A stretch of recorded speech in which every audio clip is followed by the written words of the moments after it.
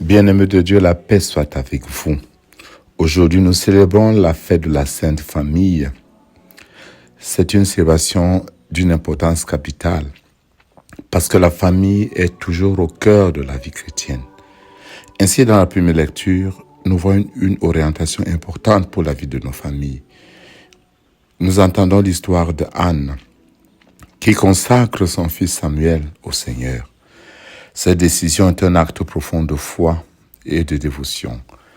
Anne reconnaît que son enfant est un don précieux de Dieu et elle le remet entre ses mains. Elle nous rappelle que chaque enfant est une bénédiction, un appel à la responsabilité et à l'amour. Rappelons-le, le nom Samuel signifie Dieu entend, Dieu exauce. C'est aussi et surtout l'expérience fondamentale d'Israël. Les pauvres, les humiliés, ont toute leur place dans la maison de Dieu. C'est au creux même de son humiliation que Anne a crié vers le Seigneur et a été entendue. Bien-aimés de Dieu, c'est à travers l'histoire des hommes, à travers les familles bien humaines que Dieu accomplit son projet merveilleux. Oui, le mystère de l'incarnation va jusque-là. Dieu a la patience de nos maturations. Nous sommes appelés donc à voir chaque naissance, à la suite de ces naissances miraculeuses que nous voyons dans la Bible, qui nous rappellent que tout enfant est un miracle, un don de Dieu, et que Dieu seul donne la vie. Quelles que soient nos paternités spirituelles ou charnelles, nous avons cette fierté de prêter nos corps, de prêter nos vies à chaque projet divin. En tant que parents, tous sont appelés à offrir les enfants à Dieu, à les élever dans la foi et à les guider sur le chemin de l'amour divin. Le psaume 83 qui a été chanté, à 2 reprises revient sur un terme important. Dieu est appelé bouclier, celui qui protège. Et l'on peut noter au passage 2 béatitudes. Heureux les habitants de ta maison, ils pourront te chanter encore. Heureux les hommes dont tu es la force, des chemins s'ouvrent dans leur cœur. Le dernier verset est également une béatitude. Seigneur Dieu de l'univers, heureux qui espère en toi. Un autre verset affirme, jamais Dieu ne refuse le bonheur à ceux qui sont sans reproche. C'est la chance des pauvres, des humbles, des fatigués, des anawim, de découvrir la seule chose qui compte, à savoir que Dieu, notre seul vrai bonheur, est proche de nous. La maison dont parle le psalmiste n'est pas seulement un lieu physique, mais elle représente le foyer familial où règne l'amour et la foi. Heureux les habitants de la maison, chantons-nous. Puissent nos familles être un reflet de cette maison du Seigneur où chacun se sent aimé, soutenu, encouragé à grandir, humainement et spirituellement.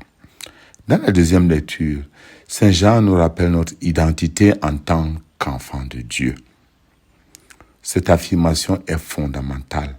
Nous sommes appelés à vivre comme des enfants bien-aimés de Dieu, bien-aimés du Père, et nous le sommes. Cela implique non seulement d'accueillir cet amour dans nos cœurs, mais aussi de le partager au sein de notre propre famille. Mais bien-aimés, voyez, dit Saint Jean. Jean nous invite à contempler, à recevoir, à savoir regarder notre histoire sous l'aune de Dieu, à nous laisser habiter, à nous laisser porter par Dieu. Il nous apprend à voir l'amour de Dieu dans notre humanité, son dessein bienveillant, comme dirait Saint Paul.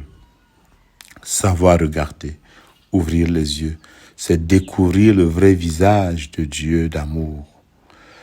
Voilà pourquoi Saint Jean nous dit, voyez, c'est-à-dire sachez voir, apprenez à regarder, apprenez à comprendre que Dieu est amour et que la vraie vie pour l'homme, c'est de ne jamais douter comme le serpent l'a suggéré à nos parents, Ève et Adam. Nous devons voir qu'il est grand l'amour dont le Père nous a comblés. Il a voulu que nous soyons appelés enfants de Dieu, et nous le sommes. C'est une réalité par notre baptême. Nous qui avons été greffés sur Jésus-Christ et qui partageons l'ADN de Dieu, qui est le don de l'Esprit Saint.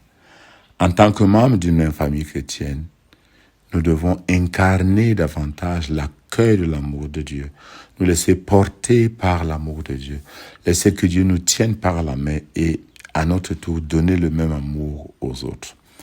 Dans l'Évangile, nous avons cette scène touchante. Jésus est adolescent au milieu des docteurs de la loi. Il n'a pas été retrouvé par ses parents pendant 3 jours et ils sont dans l'inquiétude.